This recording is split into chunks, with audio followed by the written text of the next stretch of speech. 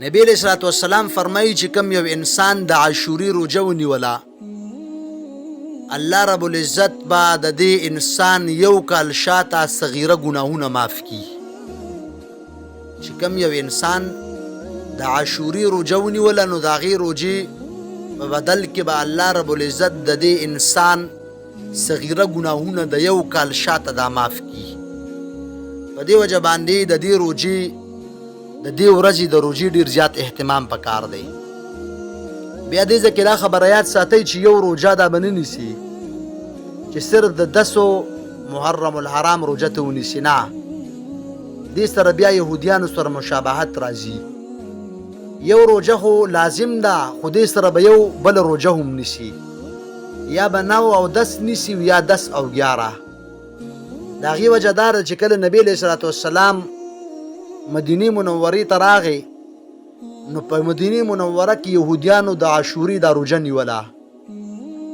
نبی علیه صلات والسلام د تپوس وکړو چې تاسو د عاشوري دا روژه ولې نیسئ؟ نو یهودیانو وویل چې موږ ځکه د دې ورځې روژه نیسو چې په دې ورځ باندې الله رب العزت موسی علیه صلات والسلام او د هغې قوم ته نجات ورکړی و، نو د هغې خوشحالۍ په وجه باندې موږ دا روژه نیسو.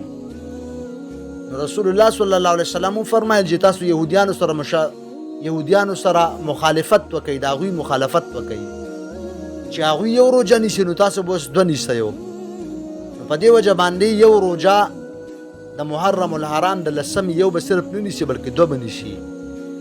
او دا روژه داسې فرض واجب او سنت مؤکده نه ده، دا یو مستحب عمل دی. که چا ونیوله نو ثواب دونه دی. نبی علیه صلات والسلام فرمایي چې د یو کال صغیره ګناهونه دا به معاف کېږي. خو که چا ونه نیوله نو څه ګناهګارېږي نو سړی، او نه دغه کس چې دی دا د ملامتیا مستحق دی چې تا ولې ونه نیوله. په دې وجه باندې د دې روژې ډېر زیات اهتمام کول پکار دي او کوشش پکار دی چې د دې 2 روژې چې دی دا انسان ونیسي، یا 9 او 10 او یا 10 او 11. نو دې روژې ډېر زیات اهتمام کول پکار دي. نبی علیه صلات والسلام او صحابه کرامو د هجرت نه مخکې چې کله د رمضان المبارک روژې نه وي فرض، نو دا روژه چې وه د عاشوري روژه دا فرض وه. نبی علیه صلات والسلام او صحابه کرامو به دا روژه نیوله او دا فرض وه. بیا چې کله د رمضان المبارک روژې فرض شوې نو د هغه فرضیت چې هغه ساقط شو. په دې وجه باندې د دې میاشتې ډېر زیات اهتمام کول پکار دی، خاص کر د دې دا روژه چې ده د دې نیول چې دا ډېر زیات او هر یو کس له پکار دی چې د هغې اهتمام وکړي. یو روایت